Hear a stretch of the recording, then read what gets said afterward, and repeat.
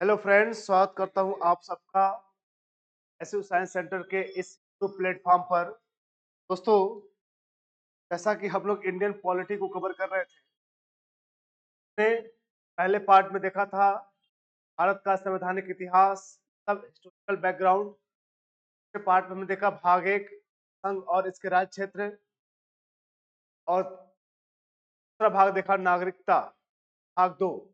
मैंने इन सभी चैप्टर के प्रैक्टिस क्वेश्चन को लगवा दिया है। आप जाकर लिस्ट में जाकर इस वीडियो को देख सकते हैं। दोस्तों, जैसा कि मूल अधिकार, फंडामेंटल राइट्स, हम भारत के नागरिक हैं। भारत के नागरिक होने के नाते हमारे क्या अधिकार हैं, हम किन अधिकारों का प्रयोग करेंगे। कभी भी ऐसी घड़ी आए जिसमें हमको लगे कि हमारे अधिकारों का उल्लंघन हो रहा है, हम उस पर कैसे कार्रवाई कर सकते हैं, पर कैसे हम लोग अपना तत्काल कार्रवाई करके अपना बचाव कर सकते हैं। एक भारतीय होने के नाते हमें अपने मौलिक अधिकार पता होना चाहिए। तो उसी चैप्टर को हम लोग चालू कर दिए। कल हमने पार्ट 1 देखा था, आज पार्ट 2 है। इसके हम करीब 3 पार्ट लाएंगे। ये दूसरा पार्ट है, इसके बाद थर्ड पार्ट आएगा। ठीक है, इसमें सभी इंपॉर्टेंट क्वेश्चन हम डिस्कस करेंगे जो आज तक एग्जाम में पूछे। तो चलिए, तो स्टार्ट करते हैं। इसका पहला क्वेश्चन, जैसा कि आप लोग को स्क्रीन पर दिख रहा होगा, ठीक है, कहा जा रहा है विधि का नियम। ध्यान दीजिएगा।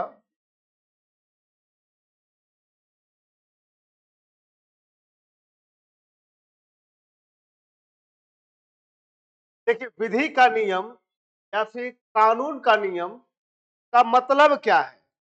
ठीक है, विधि का नियम या फिर कानून के नियम का मतलब क्या है। पहला कह रहा है सभी के लिए एक कानून और सभी के लिए एक न्यायालय होगा। बी कह रहा है सभी के लिए एक कानून और सभी के लिए एक राज्य, सभी के लिए एक राज्य और सभी के लिए एक न्यायालय, सभी के लिए एक कानून और सभी के लिए एक न्यायालय, या उपयुक्त में से कोई नहीं। कौन सा इसका सही जवाब होगा। देखिए, हम लोग भारत में रहते हैं और कानून सबके लिए क्या है, समान है। चाहे वो मंत्री का लड़का हो, चाहे वो कोई आम नागरिक क्यों ना हो, सबके इस देश में क्या है, अधिकार समान है। यानी सबके लिए कानून समान है, यानी सभी के लिए एक कानून है और सभी के लिए एक ही न्यायालय है। ठीक है, ऐसा नहीं है कि अमीरों के लिए हाई कोर्ट है और गरीबों के लिए सुप्रीम कोर्ट है। ऐसा कुछ नहीं है, सबके लिए एक ही न्यायालय है। तो भाई, यानी विधि का कानून जो है या कानून का अधिनियम जो है, ये आर्टिकल 14 है, समानता के कानून बताता है इसके बारे में। तो आर्टिकल, पहले क्वेश्चन का जवाब जो होगा ए होगा। आप इसका व्याख्या देख सकते हैं, क्या कहा गया है। रूल ऑफ लॉ का अर्थ है कि कानून सब पर समान रूप से लागू होगा और सबको समान न्यायालय से न्याय मिलेगा। कोई व्यक्ति कानून से ऊपर नहीं होगा।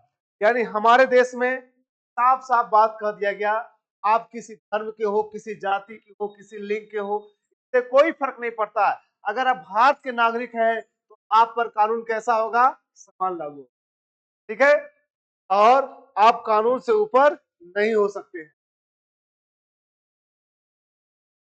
आप देखे होंगे कि हमारे देश से बड़े बड़े राजनेता गरीबों पे कभी कभी एक गलत कांड कर देते हैं, तो उनके लिए क्या होता भाई, उनको भी न्यायालय का चक्कर लगाना पड़ता है।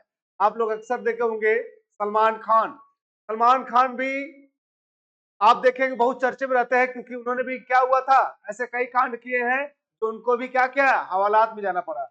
यानी आप कुछ भी हो, मंत्री हो, राजा हो, कुछ भी हो, अगर आप इस देश के नागरिक हैं, आपके लिए कानून क्या है, समान है। यानी हर नागरिक के लिए कानून से ऊपर नहीं है। निम्नलिखित संवैधानिक उपचारों में से किसे पोस्टमार्टम क्या कहते हैं, पोस्टमार्टम, ये गलत हो गया है, पोस्टिटी नहीं, पोस्टमार्टम भी कहा जाता है। ये कौन सा है, कौन से उपचारों के, संवैधानिक उपचारों का अधिकार आर्टिकल 32 में दिया गया है।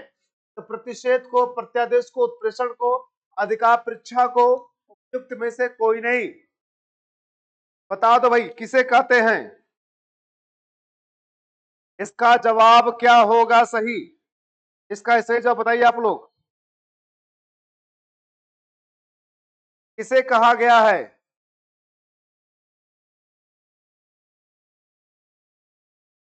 इसको पोस्टमार्टम किसे कहा गया भाई? देखिए, ये कहा गया है अधिकार परीक्षा को। ठीक है, इसे किसे कहा गया है? अधिकार परीक्षा को कहा गया है।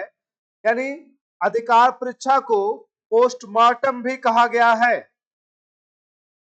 ध्यान रखिएगा, मेरी बात समझिए आप लोग। इसका मतलब क्या होता है? इसका मतलब ये होता है, न्यायालय क्या कहता भाई? न्यायालय ये कहता है भाई, किसी भी विभाग को, किसी भी अधिकारी को, ठीक है, अपने अधिकार में रहकर ही काम करना चाहिए। यानी अपने अधिकार में रहकर आपको काम करना है। ठीक है, यानी ये बात साफ साफ कही गई है कि आप अपने अधिकार में रह के काम करिए, मतलब आपके जो अधिकार में आते हैं वही काम करिए, के बाहर आपको काम नहीं करना है। ठीक है, ये सुप्रीम कोर्ट, हाई कोर्ट द्वारा, सुप्रीम कोर्ट और हाई कोर्ट के द्वारा अपने निचली अदालतों को दिया जाता है अधिकार परीक्षा से। पोस्टमार्टम क्या कहते हैं? भी कहते हैं। अगला क्वेश्चन देखिएगा, उच्चतम न्यायालय के अनुसार निजी भवनों पर राष्ट्रीय झंडा फहराना किस अनुच्छेद के तहत हर नागरिक का मौलिक अधिकार है? यानी हर भारतीय अपने छत पर राष्ट्रीय झंडा फहरा सकता है। वह भाई किसका, वो उसका मौलिक अधिकार है। किस आर्टिकल के तहत है? अनुच्छेद 14, अनुच्छेद 19(1)(a), 21 और 25, इनमें से कोई नहीं? बता दीजिए आप लोग, इनमें से कौन सा है?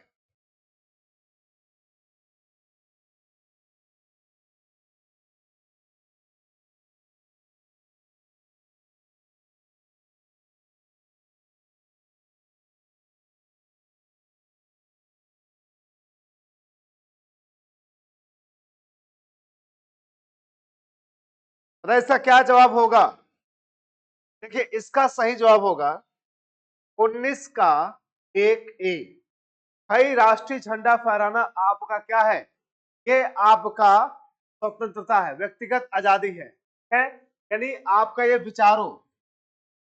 विचार एवं अभिव्यक्ति किया है। विचार एवं अभिव्यक्ति, विचार एवं व्यक्ति की क्या है? ये आजादी है। आर्टिकल 19(1)(a) में कहा गया है। आप लोग देख सकते हैं इसका आंसर क्या कहा गया भाई? कहा गया है अनुच्छेद 1(a), राष्ट्रीय ध्वज फहराना व्यक्ति की स्वतंत्रता का हिस्सा है, माना गया है, जो 19(1)(a) के अंतर्गत आता है। नेक्स्ट क्वेश्चन देखिएगा आप लोग, क्या कहा जा रहा है भाई? उन मौलिक अधिकारों का चयन करें जो भारतीय नागरिकों को प्राप्त है, गैर नागरिकों को नहीं। भाषण एवं अभिव्यक्ति स्वतंत्रता, कानून के समक्ष क्षमता, अल्पसंख्यकों के अधिकार, जीवन और स्वतंत्रता का संरक्षण। इसमें से कौन से अधिकार हैं बताइए, जो केवल भारतीयों के लिए है, बाहरी लोगों के लिए नहीं है, गैर नागरिकों के लिए नहीं है? देखिए, भारतीयों के लिए जो कानून बनाए गए 15, 16,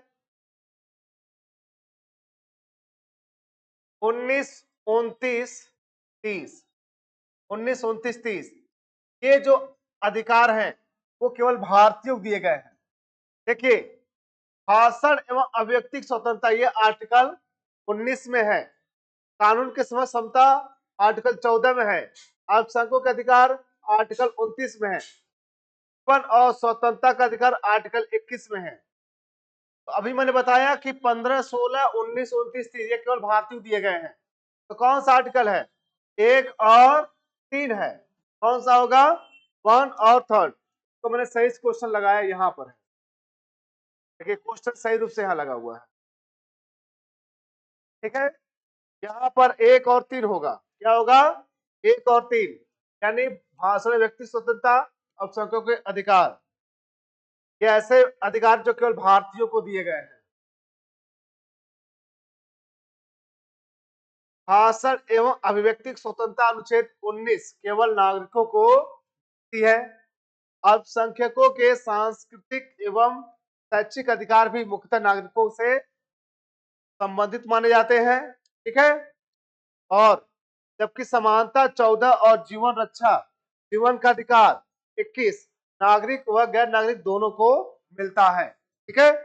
यानी हमारा मेन काम था मौलिक अधिकार का, जो केवल भारतीयों दिए गए हैं अधिकार, वह 15, 16, 19, 29, 30। ठीक है भाई, 15, 16, 19, 29, 30। ठीक है। अब आते हैं हम लोग नेक्स्ट क्वेश्चन पर। देखिए क्या कहा जा रहा है, निम्न में से कौन सा मानवाधिकार भारतीय संविधान के अंतर्गत मौलिक अधिकार भी है। इनमें से कौन सा मानवाधिकार भारतीय संविधान के लिए यानी भारतीय संविधान के अंतर्गत मौलिक अधिकार भी है। ठीक है। सूचना का अधिकार, काम का अधिकार, शिक्षा का अधिकार, मकान का अधिकार। कौन सा मानव अधिकार, ये मानव अधिकार की बात कहा गया है, मानव अधिकार के लिए कौन सा आर्टिकल होगा बताइए आप लोग, कौन सा अधिकार होगा? ये होगा शिक्षा का अधिकार। क्या होगा? शिक्षा का अधिकार। यानी शिक्षा के अधिकार को मानव अधिकार के तहत भारतीय संविधान में मौलिक अधिकार बनाया गया है। देखिए इसको कब शामिल किया गया? 81वें संविधान संशोधन द्वारा 2002 में, 2002 में संशोधन हुआ था। 2002 में 81वां संविधान संशोधन, और एक आर्टिकल 21 ए जोड़ा गया था, जिसके तहत 6 से 14 वर्ष के बच्चों के लिए शिक्षा का अधिकार मौलिक अधिकार बनाया गया। शिक्षा का अधिकार मौलिक अधिकार बनाया गया। अगला है भारतीय संविधान द्वारा प्रदत्त निम्न में से कौन सा अधिकार गैर नागरिकों को भी उपलब्ध है? गैर नागरिकों को भी उपलब्ध है। संविधान द्वारा प्रदत्त निम्न में से कौन सा अधिकार भारतीय अधिकार गैर नागरिकों को भी उपलब्ध है? यानी भारतीयों को तो उपलब्ध ही है, गैर नागरिकों को भी उपलब्ध है। भारतीयों के लिए बता दें 15, 16, 15, 16, 19, 29, 30, ये तो भारतीयों के लिए है ही है। वो गैर नागरिकों के लिए भी कौन सा अधिकार है? ठीक है। संवैधानिक उपचारों का अधिकार आर्टिकल 32 में दिया गया है। अव्यक्तिक स्वतंत्रता 19 में दिया गया है। देश में कहीं घूमने बसने की स्वतंत्रता ये भी 19 में दिया गया है। संपत्ति अर्जित करने की स्वतंत्रता, ठीक है, ये भी 19 में ही है। ठीक है। संपत्ति खरीदने की स्वतंत्रता या फिर निवास करने की स्वतंत्रता, यह आपका मौलिक अधिकार में आता है। इसमें से कौन सा है अधिकार केवल गैर नागरिकों को ही दिया गया है? तो ये क्या है? 32 आर्टिकल, क्या है? 32 आर्टिकल 32 में संवैधानिक उपचारों की बात की गई है। ठीक है। ये देखिए आंसर इसका, कहा जा रहा है कि संवैधानिक उपचारों का अधिकार, अनुच्छेद 32 संवैधानिक उपचार का अधिकार नागरिक और गैर नागरिक दोनों को उपलब्ध है, जबकि अनुच्छेद 19 से जुड़े अधिकार केवल नागरिकों को ही मिलते हैं। ठीक है। अगला क्वेश्चन है, देखिए निम्नलिखित में से किसको संविधान द्वारा मौलिक अधिकारों को लागू करने की शक्ति दी गई है? किसके द्वारा, यानी किसके द्वारा मौलिक अधिकारों को लागू करने की शक्ति दी गई है? भारत के सभी न्यायालयों को, संसद को, राष्ट्रपति को, सर्वोच्च न्यायालय एवं उच्च न्यायालयों को। बताइए आप लोग, किसको दिया गया है? ये किसे दिया गया है कि मौलिक अधिकारों को लागू करने का अधिकार या शक्ति? भारत के सभी न्यायालयों को, संसद को, राष्ट्रपति को, सर्वोच्च न्यायालय एवं उच्च न्यायालयों को किसे दिया गया है?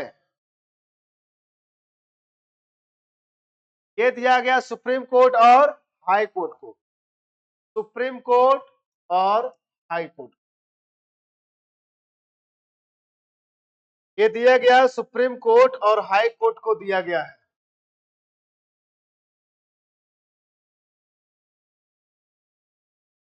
देखिए क्या कहा जाए, सुप्रीम कोर्ट और हाई कोर्ट, उच्च न्यायालयों को। उच्च न्यायालय अनुच्छेद 32 के तहत, उच्च न्यायालय अनुच्छेद 226 है।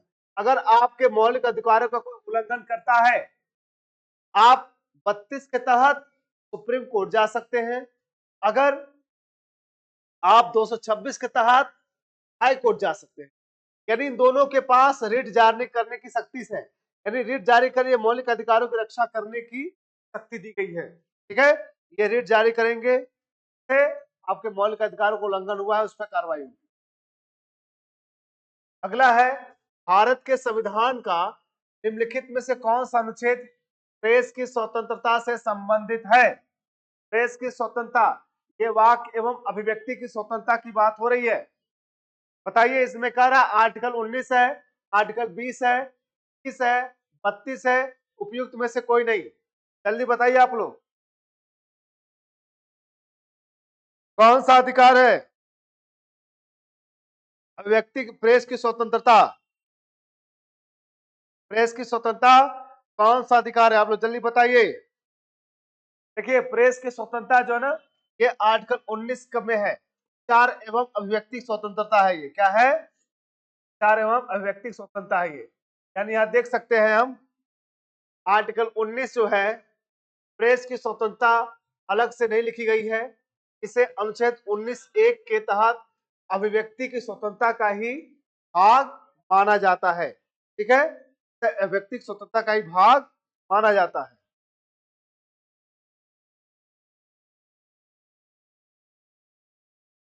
अगला है, भारतीय संविधान में इस अनुच्छेद के अंतर्गत नागरिकों को मौलिक अधिकार प्रदान किए गए हैं? भारतीय संविधान में किस अनुच्छेद के अंतर्गत हो गया नागरिकों को मौलिक अधिकार प्रदान किए गए हैं? अनुच्छेद 112 से 135, 12 से 35, 222 से 235, या इनमें से कोई नहीं? बताइए, आपको भी अच्छी तरह बताया ना। भाग 3 में आपका कौन सा चल रहा? भाग 3 चल रहा ना, मौलिक अधिकार। भाग 3 मौलिक अधिकार चल रहा भाई। तो ये बताइए कि कहां से कहां तक मौलिक अधिकारों की चर्चा की गई है? कहां से कहां तक मौलिक अधिकारों की चर्चा की गई है? बताइए आप लोग। देखिए, ये की गई है 12 से लेकर के 35 तक, अनुच्छेद 12 से लेकर के 35 तक आपके मौलिक अधिकारों की चर्चा की गई है, 12 से लेकर के 35 तक। ठीक है, आगे देखिए क्या कहा जा रहा है, आप देख सकते हैं भाई, भाग 3 में 12 से लेकर 35 तक मौलिक अधिकारों की चर्चा की गई है।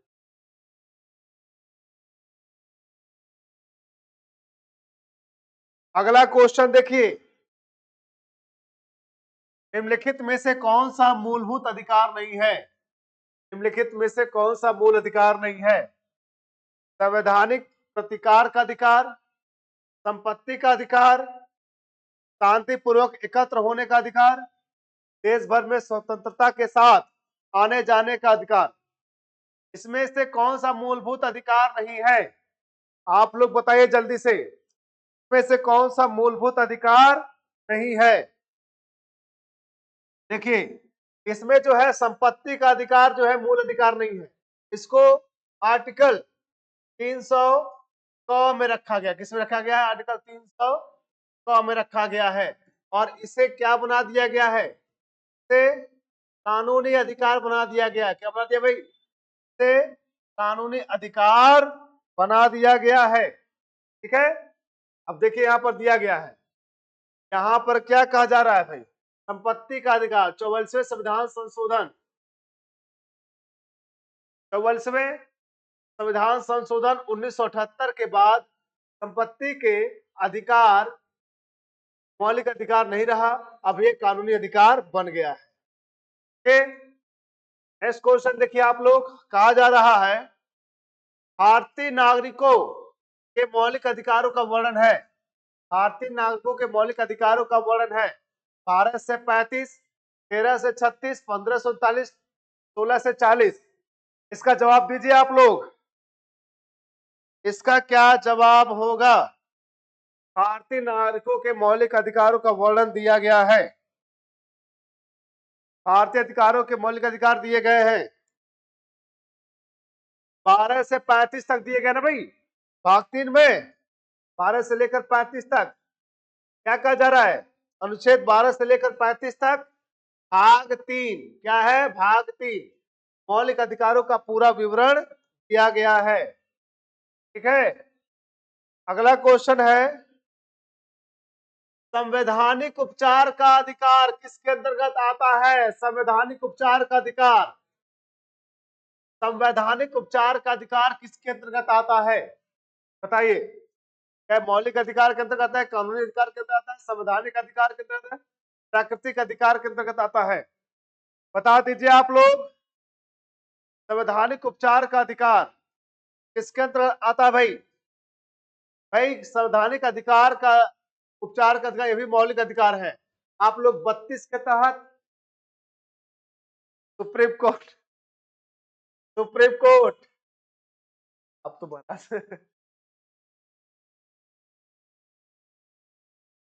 226 के तहत हाई कोर्ट जा सकते हैं। तो भाई बताइए, मौलिक अधिकार है ना भाई। आप 32 के तहत सुप्रीम कोर्ट और 226 के तहत हाई कोर्ट जा सकते हैं। इसी को ही डॉक्टर बाबा भीमराव अम्बेडकर ने क्या कहा था? मौलिक संवैधानिक उपचार को संविधान की आत्मा कहा था। संविधान की आत्मा, यानी ये कहा जा रहा है 32 में, 32 में क्या कहा जा रहा है भैया? आर्टिकल 32 में कि संवैधानिक उपचार का अधिकार स्वयं एक मौलिक अधिकार है। क्या है भाई? स्वयं एक मौलिक अधिकार है। अगला है किसी व्यक्ति की अवैध हिरासत के खिलाफ निम्न में से कौन सी रिट लागू होती है? यानी किसी व्यक्ति की अगर कोई अवैध हिरासत हुई है, अगर अवैध हिरासत हुई है तो उसमें से कौन सी रिट लागू हो सकती है? बताइए, कौन सी रिट लागू हो सकती है? बंदी प्रत्यक्षीकरण, परमादेश, प्रेषण, अधिकार परीक्षा। बताइए, अवैध हिरासत के लिए कौन सा है? ये है बंदी प्रत्यक्षीकरण, क्या बोलते हैं? हेबेस कॉर्पस। ठीक है, यानी यह साफ साफ लिखा है, आप लोग देख सकते हैं। बंदी प्रत्यक्षीकरण, यदि किसी व्यक्ति को अवैध रूप से बंदी बनाया गया हो तो अदालत उसे पेश करने का आदेश देती है, इसे हेबेस कॉर्पस कहते हैं। नेक्स्ट क्वेश्चन देखिएगा, कहा जा रहा है निम्नलिखित में से इसे भारतीय संविधान की आत्मा कहा जाता है?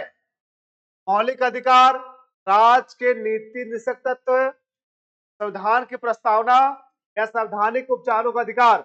अभी मैंने जस्ट आप लोग को तुरंत बताया है इसका क्या अधिकार होगा, क्या मेन बात होगा। बताइए, इसे भारतीय संविधान की आत्मा कहा जाता है? इसे भारतीय संविधान की आत्मा कहा जाता है? बताइए आप लोग। ये कहा जाता है संवैधानिक उपचारों के अधिकार को, संवैधानिक उपचारों के अधिकार को ही क्या कहता है? भारतीय संविधान की आत्मा कहा जाता है। ठीक है, ये डॉक्टर बी आर अम्बेडकर ने अनुच्छेद 32 को, संवैधानिक उपचार को संविधान की आत्मा और हृदय कहा था, आत्मा और हृदय कहा था। बहुत बड़ी बात है। अगला क्वेश्चन देखिए आप लोग, क्या कहा जा रहा है भाई? मौलिक अधिकारों की सूची में से संपत्ति का अधिकार किसके शासन काल में निकाला गया है? मौलिक अधिकारों की सूची में से संपत्ति का अधिकार किसके शासन काल में निकाला गया भाई? यानी किसके शासन काल में संपत्ति के अधिकार को हटा करके कानूनी अधिकार बनाया गया? जो 42वां संविधान 44वां संविधान संशोधन लाया गया और क्या किया गया? इसे कानूनी अधिकार बना दिया गया। बताइए भाई, ये लाया गया मोरारजी देसाई की सरकार में। कब लाया गया था? मोरारजी देसाई की सरकार में। यानी मोरारजी देसाई 44वां संविधान संशोधन 1978 मोरारजी देसाई सरकार के समय हुआ। इसे संपत्ति का अधिकार जो था इसे मौलिक अधिकार से हटाया गया। संपत्ति के अधिकार को क्या कर दिया भाई? मौलिक अधिकार से हटा दिया गया। अगला क्वेश्चन देखिए भाई, मौलिक अधिकारों की मूल सूची में निम्नलिखित में से किसे जोड़ा गया? मौलिक अधिकारों की मूल सूची में निम्नलिखित में से किसे जोड़ा गया? बताइए। संपत्ति का अधिकार, संवैधानिक उपचारों का अधिकार, धार्मिक स्वतंत्रता का अधिकार, निःशुल्क एवं अनिवार्य प्राथमिक शिक्षा। मौलिक अधिकार की सूची, मूल सूची में निम्नलिखित किसे शामिल जोड़ा गया? जो मूल सूची थी उसमें आपका जोड़ा गया था निःशुल्क एवं अनिवार्य प्राथमिक शिक्षा का अधिकार, जो आर्टिकल 21A में है। कब हुआ था? ये 82वें संविधान संशोधन 2002 में जोड़ा गया, जहां से 6 से 14 वर्ष के बच्चों को फ्री एजुकेशन की बात कही गई। क्या कही गई? फ्री एजुकेशन की बात कही गई। यहाँ पर क्या कहा गया? निःशुल्क एवं अनिवार्य प्राथमिक शिक्षा का अधिकार 86वें संविधान संशोधन 2002 से अनुच्छेद 21A जोड़कर शिक्षा का अधिकार को मौलिक अधिकार बना दिया गया था। आ रही बात समझ में भाई? अगला है, ध्यान दीजिए आप लोग।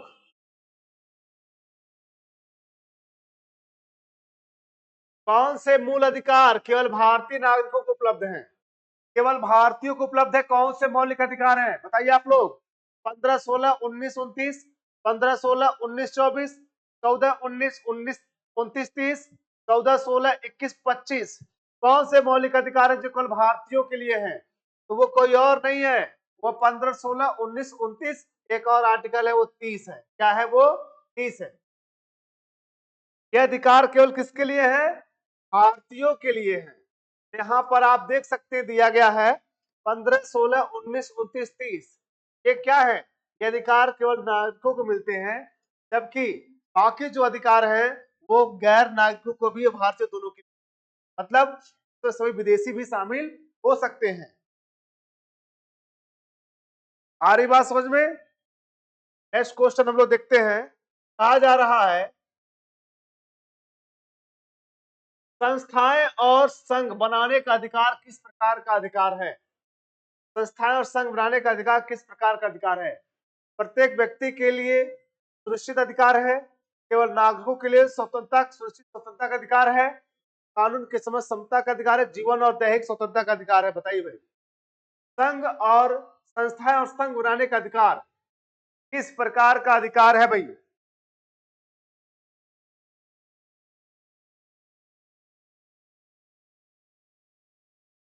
संघ और संस्थाएं और संघ बनाने का अधिकार किस प्रकार का अधिकार है? ये देखिए, ये केवल नागरिकों के लिए स्वतंत्रता का अधिकार है, यानी ये केवल भारतीय इस देश के नागरिक हैं वही केवल संस्थाएं और संघ बना सकते हैं, यानी केवल नागरिकों के लिए सुनिश्चित स्वतंत्रता का अधिकार है। संघ या संस्था बनाने का अधिकार अनुच्छेद 19(1)(c) के तहत आता है, जो केवल नागरिकों को दिया गया। किसको दिया गया है? जो केवल नागरिकों को दिया गया, विदेशियों को नहीं दिया गया भाई। नेक्स्ट क्वेश्चन आप लोग देखिए। सर्वोच्च न्यायालय ने निजता के अधिकार को संविधान के किस मूल अधिकार के अंतर्गत रखा है? निजता का अधिकार है, राइट ऑफ प्राइवेसी के अंतर्गत है ये भाई। अनुच्छेद 19, अनुच्छेद 14, अनुच्छेद 20, अनुच्छेद 21 के तहत है ये। बताइए किसके अंतर्गत? ये एक मूल अधिकार है भाई। आप लोग बताइए जल्दी से। देखिए, निजता का अधिकार, देखिए राइट टू प्राइवेसी ये दिया गया आर्टिकल 21(1) और दैहिक स्वतंत्रता का अधिकार, दैहिक स्वतंत्रता का अधिकार ये दिया गया है किसमें? आर्टिकल 21 में। किसमें दिया गया है? आर्टिकल 21 में। यानी यही बात कहा गया है, सुप्रीम कोर्ट ने निजता के अधिकार को जीवन और व्यक्तिगत स्वतंत्रता अनुच्छेद 21 का हिस्सा माना है। किसमें माना गया है? आर्टिकल 21 में। आर्टिकल 21 में ही आप अपने मन चाहे व्यक्ति से विवाह कर सकते हैं, यह भी अधिकार दिया गया है। आपको स्वस्थ स्वच्छ और साफ वातावरण में रहने का अधिकार आपका है, ये भी 21 में ही आता है। बहुत से अधिकार दिए गए आर्टिकल 21 में। ठीक है, ये बहुत बड़ा अधिकार है ये। तो आई होप गाइस आप लोग को जो भी पढ़ाया गया होगा आपको समझ में आया है, ठीक है। अगर आपको कोई चीज ना समझ में आए तो आप कमेंट करिए, हम उसका व्याख्या अगले वीडियो पूरी तरह से करेंगे आपको, ठीक है। और आपको बता दें कि इसके बाद इसका पार्ट 3 आएगा, मौलिक अधिकार पूरी तरह से प्रैक्टिस में कवर कर दिया जाएगा, ठीक है दोस्तों। और उसके बाद जो ऐसे वन बाय वन करके आपके वीडियोस आते रहेंगे, आपके प्लेलिस्ट बना दिए गए हैं इसमें भारतीय राज्य व्यवस्था के, ठीक है। तो मिलते हैं हम लोग नेक्स्ट वीडियो में, तब तक के लिए आप लोग का नमस्कार।